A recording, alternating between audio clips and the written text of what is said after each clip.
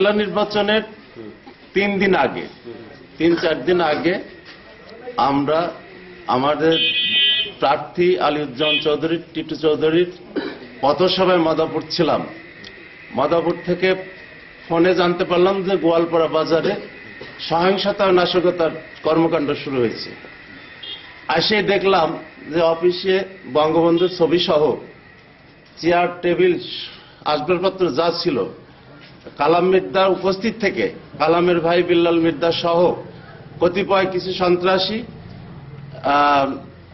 ভাঙচুর করে, এবং এখানে উপস্থিত আমি মাদাপুর ইউনিয়ন আওয়ামী লীগের জয়েন্ট সেক্রেটারি, আমার বড় ভাই জনাব আব্দুল কুদ্দুস শেখ সহ আরো 2-4 জনের মারপিট করে এবং মারাত্মক আহত করে।